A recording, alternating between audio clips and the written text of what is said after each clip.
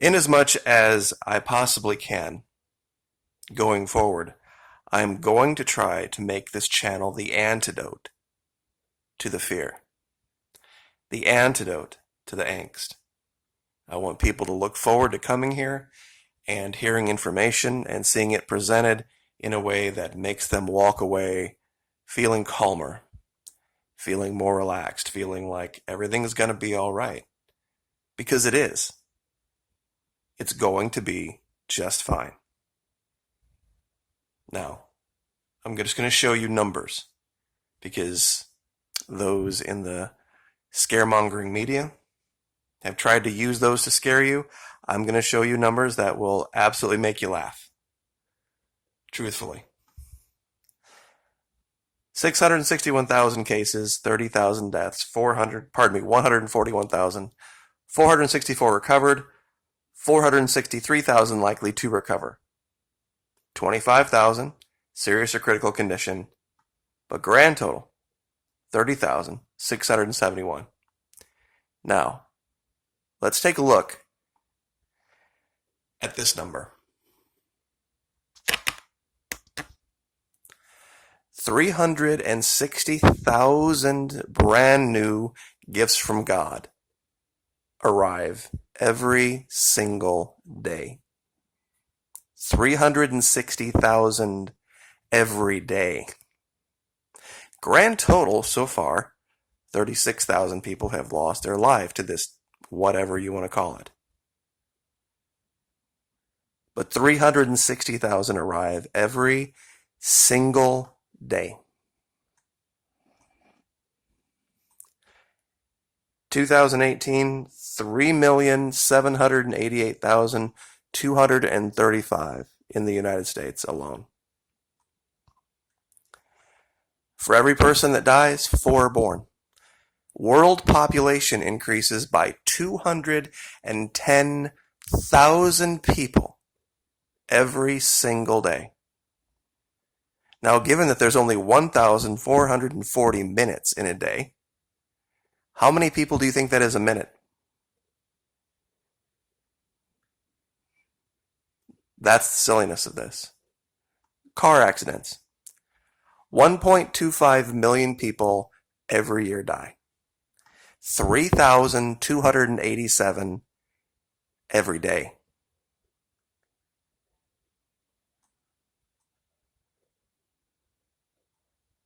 $37,461. These are U.S. numbers. In the U.S. Every year. Are we banning cars? Are we? Are we banning cars? Are we enforcing a 35 mile an hour speed limit? Are we saying that the only cars allowed are those who get 5-star crash safety ratings? And that's a yearly thing. A yearly thing. Think about those numbers. Go back if you have to, rewind the video, and look at those numbers and then put them up against the paltry, tiny, little bitty, itty bitty numbers being talked about here in the media. And you'll see that this is continuing to be a nothing burger. Are people dying? Sure. Absolutely. We've had bad years for the flu before. This apparently is going to be something like that. Life goes on. We don't shut down the world's economy. We don't allow tyranny to use it as an excuse to take away our rights.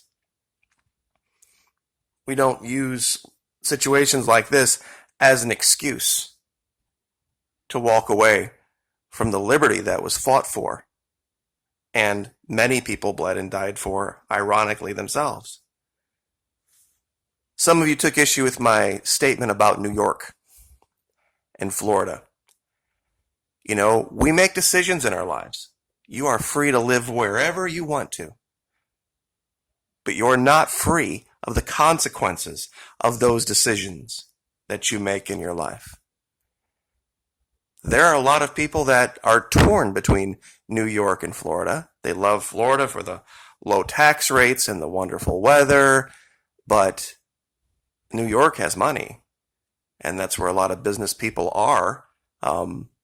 Rush Limbaugh makes his home down here, but he cut his teeth, the EIB network, all that kind of stuff. He made those contacts in New York. Same thing with the president. Calls his home down here, but primarily operated his business out of Trump Tower in New York. I'm a big states' rights guy. Governor Desantis has the right to close our borders to whomever, for whatever reason he wants to. Oh, I'm sorry, or do we not have the right to enforce borders now? It's funny, that hypocritical group of people that are taking issue with me, saying that I'm Mr. Draconian. We're all about the U.S. government stepping in and enforcing borders. Really? I guess only when it's inconvenient for you, huh? That's a bad idea. You want the government to step back in and then force a state to open its borders. But don't worry, we're taking notes. Because these were the same people that when the government ran out the narrative about this being this end of the world apocalypse, they were all too happy to do the government's bidding and use their channels and platforms to scare people.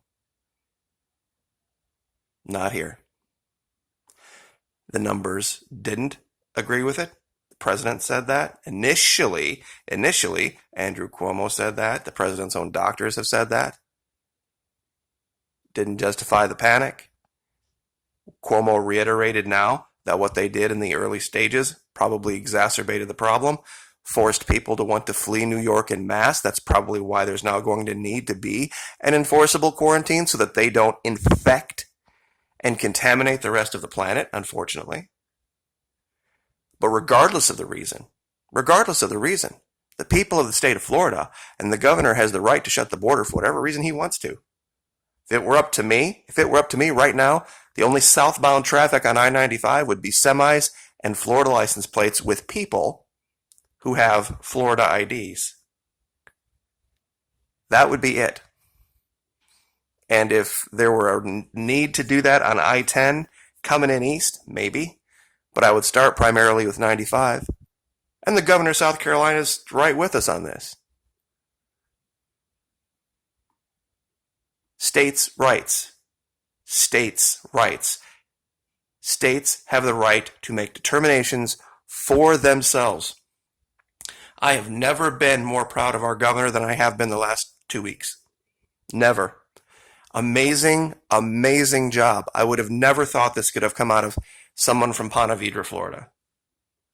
Ponte Vedra, Florida is kind of known for a group of very, very wealthy elitist type people who kind of fall in line, so to speak. And he has done an amazing job of standing firm and saying, we're not buying it. We're not buying it. You make decision in New York for whatever you want to do. That's fine. God bless you for doing it. But the people of Florida, this is our decision. And I defy anyone to say that shouldn't be the case. And I believe the president's right along with me on that one. There's an issue going on in Louisiana right now. They're going to have to do what they're going to have to do. It's up to them. It's up to the people of Mississippi and Arkansas and Texas to do what they have to do. This is a great opportunity to teach about why libertarian values win in a case like this. Here's what, and Mr. Trump is actually channeling his inner libertarian in this. Here's what a libertarian president would have initially done. Gary Johnson. I can probably read you the speech, what he would have said. I am the President of the United States, and I am not an expert on infectious disease. However, I'm going to find people who are, and I'm going to consult with them. But more importantly, I'm going to leave it to the governors, the 50 capable governors of these United States, to take the lead for their states in how they want to deal with this issue. We will support them.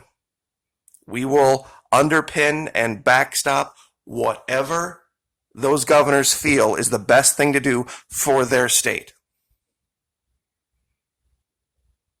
That's what a libertarian leader would have said. And right now, that's pretty much, wasn't like that so much a couple weeks ago, but that's kind of where the president's going right now. When he's talking about opening things back up and letting Iowa do what Iowa needs to do, let Kansas do what Kansas needs to do, and not let these regional hotspots dictate policy for everyone, because New York decided this is the way to do it. Now everyone must do it that way. That ain't going to fly. That ain't especially going to fly in Florida. For sure. A lot of people like to laugh and joke about Florida man this, Florida man that. If it came right down to it, and we had to stand on our own, as 50 independent states, we'd be just fine. We could operate as a country. California could operate as a country. I'm sure Texas could too. New York, D.C., maybe. The rest of you, I'd really like to see that. Ohio might be able to pull it off. But the rest? Take a look at your numbers. Money in versus money out. There's a reason Florida is what Florida is. Why we have an operating budget the size of some large countries. But irrelevant of all that, I would still state that no matter where you live, small state, big state, rich state, poor state, you have the right to make that decision for yourself about your borders, about who comes, who goes, and under what conditions.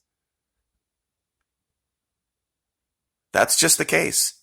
New York made a very poor decision, and there was an issue down here now where there were so many private jets flying in from New York when this got announced that they ran out of room to put the jets.